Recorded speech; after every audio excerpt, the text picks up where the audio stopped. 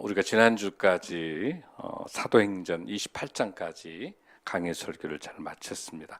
28장에서도 일관되게 있는 그 말씀이 어떤 내용이었습니까? 사도 바울이 일관되게 하나님의 나라 그리고 예수 그리스도를 두 가지를 전달하면서 마지막까지 우리에게 사도행전 29장을 쓰도록 그렇게 하나님께서 명령하셨습니다. 오늘도 마찬가지로 로마서에도 하나님의 나라가 무엇인가? 여러분들 오늘 이 시간에 특별하게 하나님의 나라가 오늘날 우리에게 어떤 의미를 갖고 있는가? 큰 은혜의 시간이 되기 바랍니다. 오늘 설교 제목에 있는 것처럼 Rise up Korea, 대한민국이여 다시 한번 일어나라. 의와 평강과 희락으로 일어나라라는 이 말씀으로 큰 은혜의 시간이 될 줄로 믿습니다. 여러분 지난 금요일 날 우리 국론이 분열되어 있고 갈등 속에 있는 가운데 헌재의 선고가 있었습니다. 이 중에서 모든 권력의 원천이 되고 있는 것이 우리 주권자인 국민을 존중했다는 점에 있어서 이번에 있는 헌재의 선고문은 아주 헌법 교과서에 들어가야 될 아주 모범적인 헌법 헌재의 선고문이라고 이야기를 합니다. 저는 이 중에서 특별하게 이 선고문이 굉장히 와닿습니다. 국회가 신속하게 비상계엄을 해제 요구를 결의할 수 있었던 것은 시민들의 저항과 군경의 소극적인 임무 수행 덕분이었으므로 이 문구 속에 시민들의 저항과 군인과 경찰들의 소극적 임무 수행 때문이라고 안 했습니다. 덕분에 이 모든 비상계엄이 해제할 수 있었던 것은 그 총칼을 들이대고 수많은 희생자가 나는 제2의 5.18 사건이 일어나기 촉발 앞에서 우리 시민들의 저항과 군인과 경찰들의 소극적인 임무를 수행한 때문이 아니라 덕분에 이 단어 하나가 이것은 헌재에서 22분간 선고되면서 모든 권력의 원천이 어디가 있다? 주권자인 우리 국민을 소중히 여겼다는 데 있어서 큰 의미를 가지고 있습니다. 저는 더 큰 감동을 갖는 것은 헌재에서 파면하는 결론의 첫 줄이 이렇게 돼 있어요. 대한민국은 민주공화국이다. 헌법 제1조 제1항을 적시하면서 헌재가 선고문을 내렸습니다. 여러분이 잘 알다시피 노무현 대통령의 탄핵 기각 사건, 박근혜 대통령의 탄핵 인용을 거치면서 우리 사회는 걷잡을 수 없이 정치적으로 양분화가 되고 우리 사회는 양극화가 돼서 끊임없는 미움과 분열과 갈등과 이념 이데올로기로 이 나라가 갈기갈기 찢어져 있습니다. 우리 한국교회도 외가 아니고 이념의 진영의 우상화가 돼서 확증 편향을 가지고 그것이 이데올로기가 복음인 것처럼 우리 한국교회도 여기에 자유롭지 못합니다. 12.3 계엄 이후로 122일 동안 우리 한국교회도 자유롭지 못합니다. 지금 이 시간에 가장 필요한 것은 하나님 앞에 회개만이 우선돼야 될 줄로 믿습니다.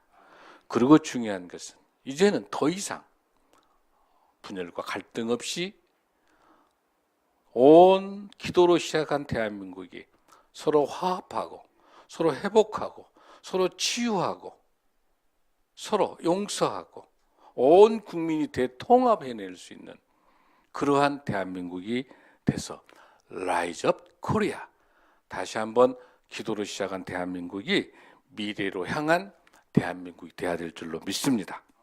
이번 CNN과 AP통신, 뉴욕타임즈는 대한민국 K 민주주의를 바라보고 있습니다. 한국은 다시 한번 기도로 시작할 때 하나님께서 놀랍게 들어서실 줄로 믿습니다. 이제 이번 기회 때 5년 단임제로 되어 있는 대통령제가 이 제왕적 대통령제가 개헌이 돼서 정말 국민의 주권으로 회복될 수 있는 삼권 분립이 엄격하게 이루어지는 제10차 헌법 개정이 이루어져야 됩니다. 헌법은 1987년도에 개정된 이후에 37년 동안 개정되지 못한 구시대 헌법을 가지고 제왕적 대통령제를 가지고 있는 삼권 분립이 엄격하게 되지 않는 비극적인 대한민국의 현실에 와 있습니다.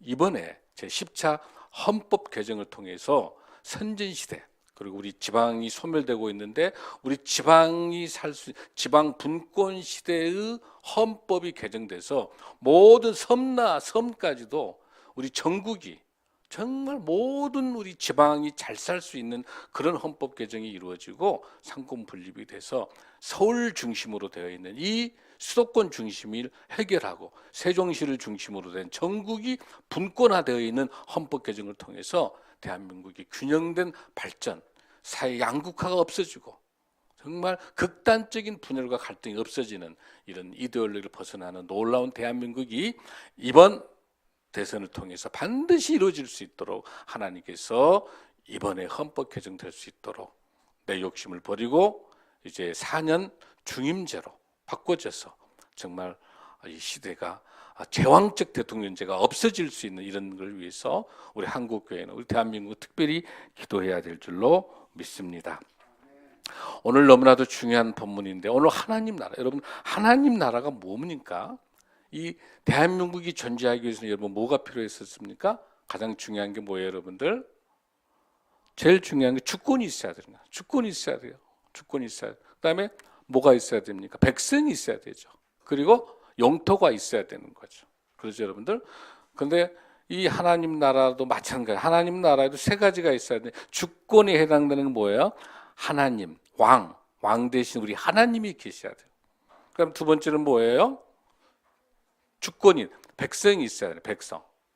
주권을 가지고 있는 하나님에 대한 백성이 있어야 돼요. 그다음에 영토가 있어요. 가장 우리나라의 하나님 나라의 기준으로 봤을 때 우리 대한민국을 기준으로 봤을 때 하나님 나라의 가장 대표적인 모범된 게 뭘까요, 여러분들? 바로 에덴 동산이야.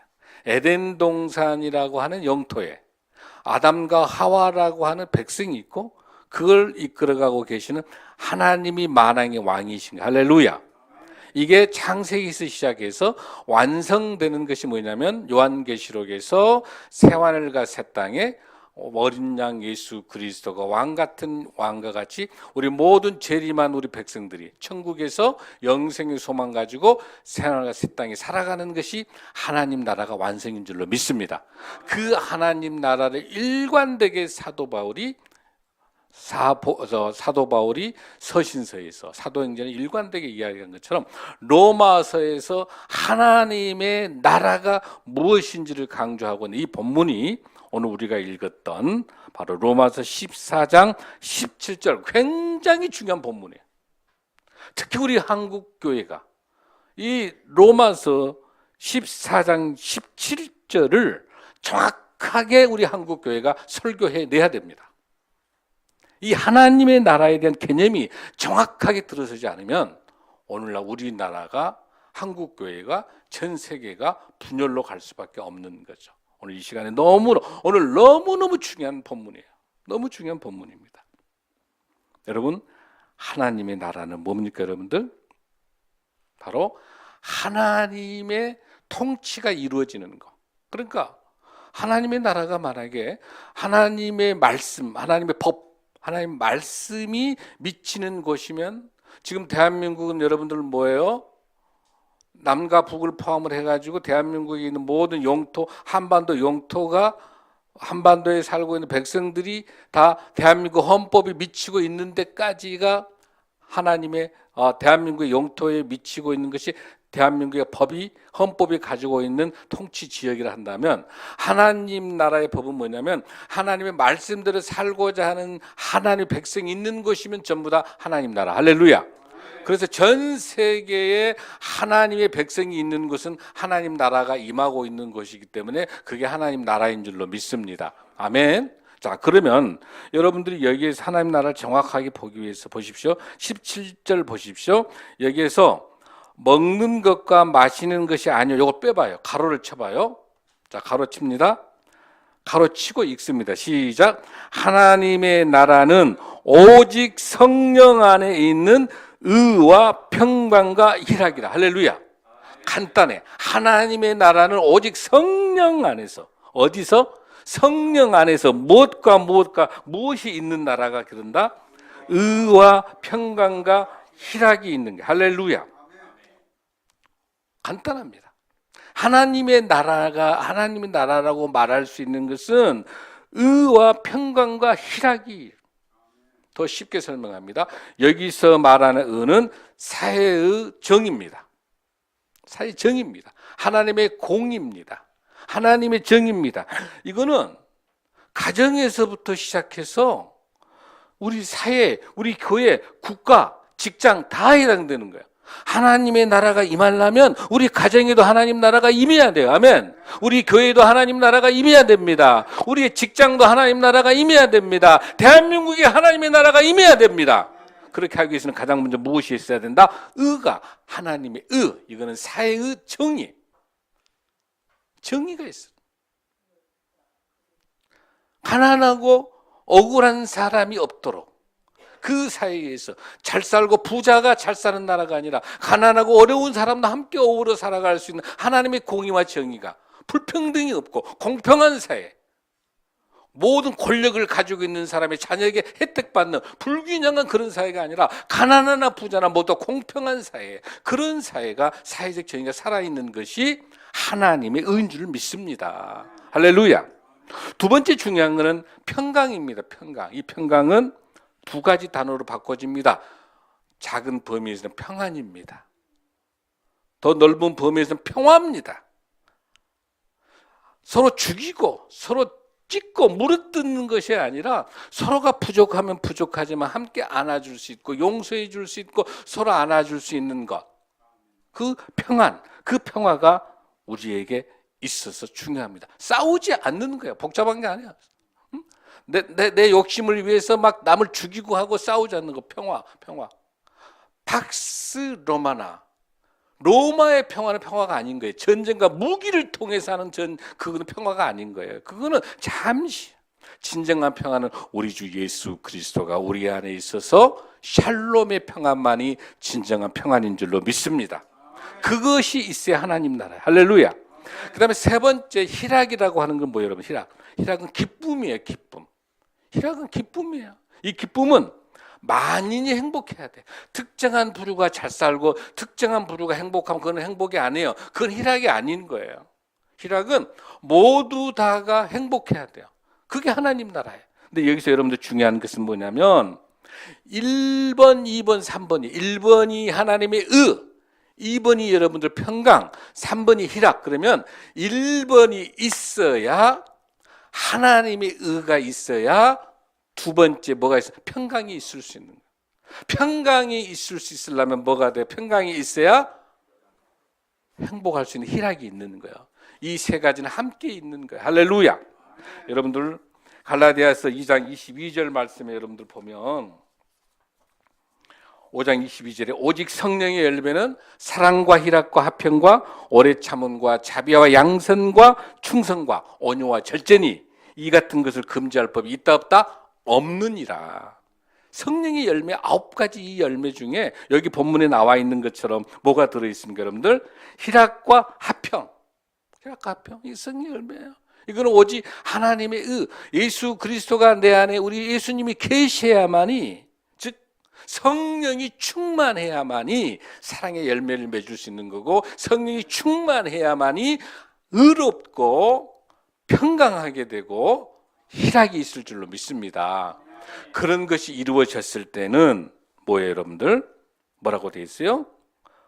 먹는 것과 마시는 것이 아니요. 왜 이 본문이 나왔냐면 그 당시 로마 교회가 어떤 상황이었냐면 돼지고기하고 포도주를 먹느냐 안 먹느냐 문제였어.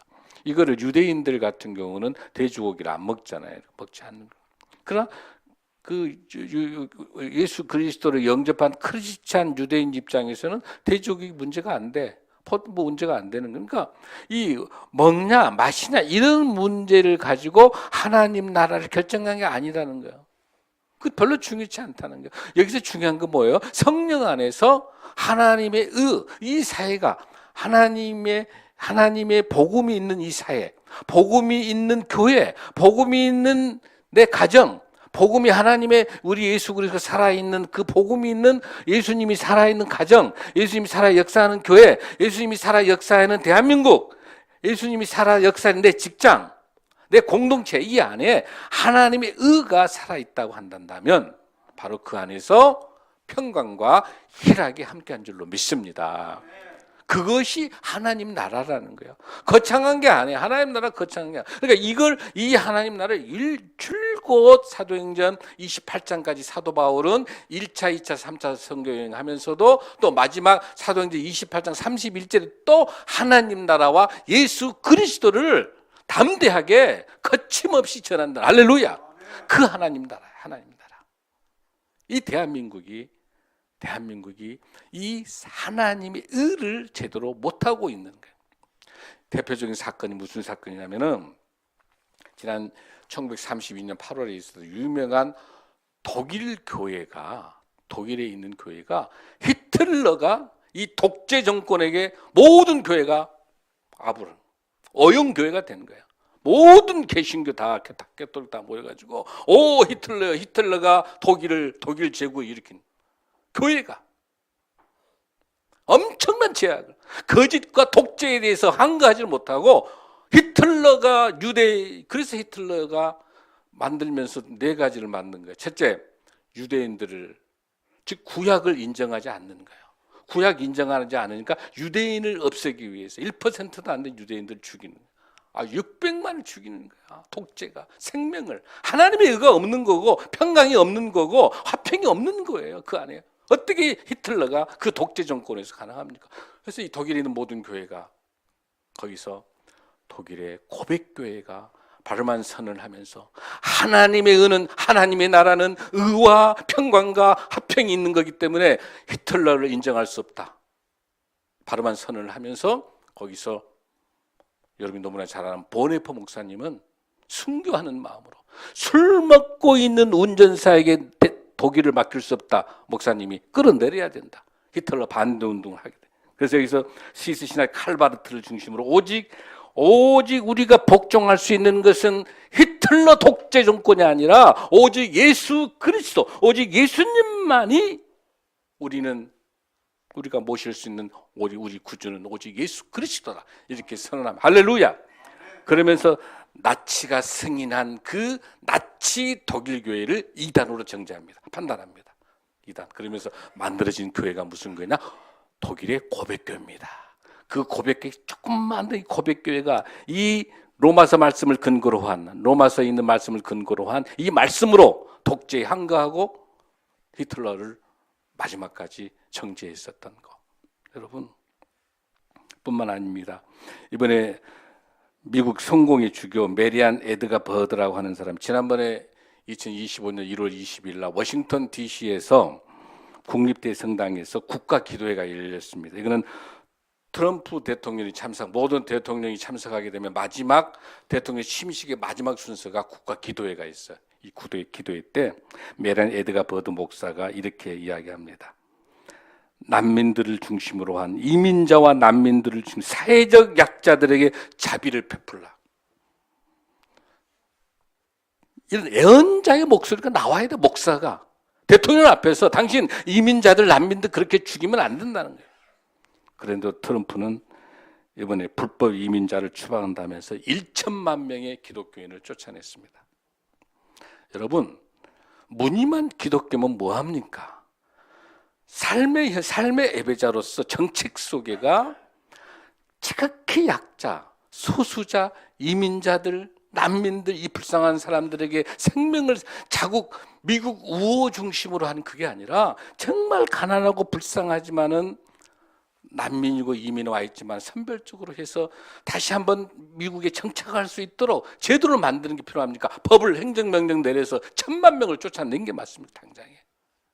이게 크리스찬을 갖고 있는 복음주의의 대통령입니까? 여러분들, 사랑하는 여러분들, 오늘 저는 여러분들에게 분명히 말씀드리는 건 뭐냐면, 우리 한국 교회가요, 이신칭이라고 하는 이 칭의론 때문에, 이 칭의론에서 뭐냐면은 오직 의인은 믿음으로 산다. 여러분 로마서 1장 17절 한번 보겠습니다. 로마서 1장 17절에 복음에는 시작. 복음에는 하나님의 의가 나타나서 믿음으로 믿음에 이르게 하나니 기록된 바 오직 의인은 믿음으로 말미암아 살리람과 같으니라. 이 로마서 1장 17절이 종교개혁을 마르틴 루터, 그 당시 캐톨릭이 엄청난 면집을 가지고 돈으로 장난치는 엉망 썩어 있는 캐톨릭에 대해서 종교개혁을 들었겠다. 이 본문이 바로 이신칭의론이에요. 오직 뭐이다? 의인은 믿음으로 말미암아 산다. 할렐루야.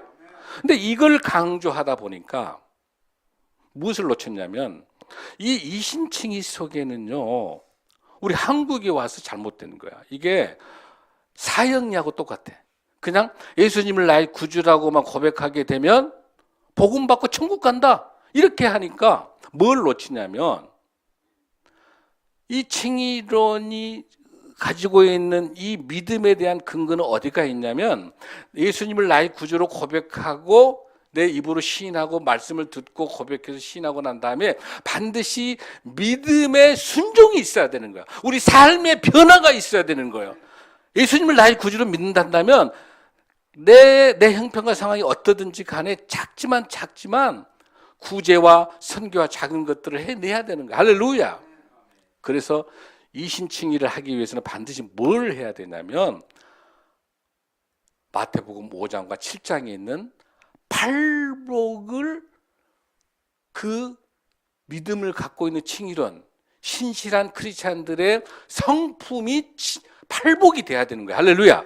그리고 내가 이 신앙을 갖고 있는 크리스찬들의 모습이 무엇이냐의 정체성을 알 수 있으려면 너희는 세상의 소금과 빛이다. 이게 정체성이에요. 이게 뒷받침이 안 되고 오직 의인은 믿음으로 산다라고만 하니까 한국 교회가 믿음으로 살아. 그러니까 구원파는 똑같은 거죠. 믿음은 주여 예수님 나의 구주로 모시고 하니까 나는 주님아 부르게 된다면 나는 구원받았다. 나는 천국 간다. 나는 영생 간다. 천국이 여러분 구름이 있는 저기 위에 있는 그건 천국이 아니야. 그 헤븐, 스카이, 그건 천국이 아닌 거예요, 여러분. 천국은 하나님의 나라. 마태복음에서는요, 마태복음에서 하나님이라는 단어를 쓸 수가 없기 때문에 천국에 하늘천 하나님 나라 천국을 썼는데, 그 천국의 개념은 우리 죽어서 올라가는 그런 천국이 아니야. 하나님의 말씀이 하나님의 통치가 이루어진 게 하나님 나라인 거야. 그래서 우리 엘드림은 저하고 같이 항상 말씀을 중심으로 하기 때문에, 여러분 천국 죽어서 가는 게 천국? 아니죠. 우리가 살고 있는 이곳에서 예수님을 나의 구주로 모시고 살아가는 이곳 천국이죠. 아멘. 이것이 영생이죠. 아멘. 그게 구원받았죠. 아멘. 우리 엘드림 대학은 안단 말이에요. 이거를 배웠기 때문에. 그 천국을 맛보는 사람이라면 우리의 삶의 모습에서 삶의 예배자로 바꿔주고 그 믿음이 순종이 있어지는 건 팔복으로 이루어지는. 그리고 우리가 무엇이 돼야 된다? 소금과 빛. 여러분, 빛과 소금이 아닙니다. 먼저 짬만 나서 나를 희생시켜 나를 녹아내고 나를 없애는 소금이 된 너희는 소금과 빛이지, 세상에 화려하게 보여주는 빛, 그럴싸하게 드러난 나를 드러내는 빛이 아니다는 게, 무엇이 먼저 뭐가 된다? 소금이 먼저 된다. 소금으로 녹아나야, 없어져야, 내가 없어져야, 그래야 너희는 빛이 될 수 있다. 할렐루야. 사랑하는 성도 여러분, 그래서 우리에게 있어서는 로마서 10장 9절 10절에 있는 이 말씀 다시 한번 봉독합니다. 시작. 내가 만일 내 입으로 예수를 주로 시인하면 또 하나님께서 그를 죽은 자 가운데서 살리신 것을 내 마음에 믿으면 구원을 받으리라. 사람이 마음으로 믿어 의에 이르고 입으로 시인하여 구원에 이르니라. 할렐루야. 그래서 로마서 10장 17절에도 믿음은 어디서 나고? 들음에서 나고, 그 들음은 어디에서? 그리스도의 말씀으로 말미암아 있느니라. 할렐루야. 하나님께서 그렇게 하시면서 마태복음 5장 6, 7장에서 뭘 설명하고 계십니까? 일관되게 뭘 말씀합니까? 팔복을 설명하면서 하나님이 우리에게 주시는 말씀이 있죠. 팔복. 어떤 말씀이에요, 여러분들? 팔복 말씀을 기억하시는. 그래서 오늘 저와 이 시간에 지난번 우리 한국교회 한 3,000명 정도를 이렇게 조사했는데 한국교회가 어떤 모습이냐라고 보니까 내적 영역과 신앙의 외적 영역이 있다는 거야. 내적은 뭐냐면 우리 한국교회가 가지고 있는 내적, 우리 교회가 가지고 있는 거 제일 중요한 거 전도하고 그다음에 서로 뭐 합니까? 친교 나누는 거, 또 말씀 친교 서로 나누는 것들, 양육하고 하는 거, 이거는 굉장히 우리 한국교회 잘하는 거예요. 내적 영역. 그런데 외적 영역이 뭐냐면 두 가지입니다. 선교하고 봉사. 이건 빵점이에요. 이 결과가 어떤 성도들을 만들어냈느냐면 성도를 완전히 양극화 만들었다고 그래요. 데이터 연구소에서 나오니까. 그러니까 많은 청소년들뿐만 아니라 많은 우리 성도들 중에서 신앙이 말씀을 제대로 훈련이 안 되고 굉장히 약한 거예요. 그 다음에 또 조금 더 중직자들은 말씀을 굉장히 많이 알고 있는 거예요. 그래서 저는 그렇게 제안하는 거죠.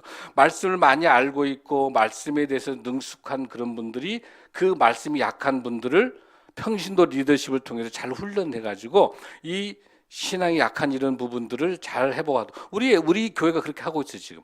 우리 엘드림 대학에 있는 우리 장로님이랑 같이 우리 이제 박경수 목사님 오셨잖아요. 협동 목사님 오셔가지고 우리 엘드림의 대학에 신앙이 약하신 분들을 잘 양육하고 잘 우리가 이렇게. 그래서 우리가 이번에 임직하는 것도 뭐냐면 왜 우리가 장로를 또 임직하고 권사 안수집사 왜 임직하냐면 우리 숫자에 비하면 이렇게 많은 장로가 필요가 없어요.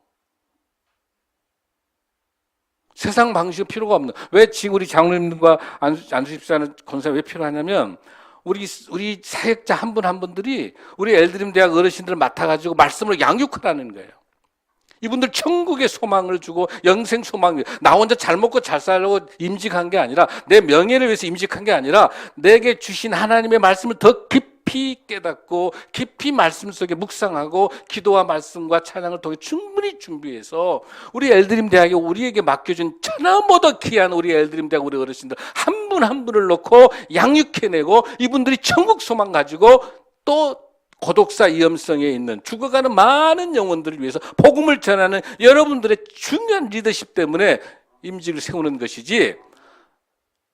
제가 어제 그제 저 장례식 가서 저 임종 예배를 치르고 이제 하고 왔는데 그 집에서 하루 전날 세례 받아가지고 성도라는, 그리고 다행이지 안 하는 것보다 좀 아쉬운 게 뭐냐면 돌아가신 전날 세례 받아가지고 성도라는 이름 붙여서 성도 뭐뭐뭐 이게 아니라 이렇게 건강하고 있을 때 하나님 만나 하나님 사역하게 해야지. 돌아가기 전날 그것도 중요해요. 천국 가야 되니까.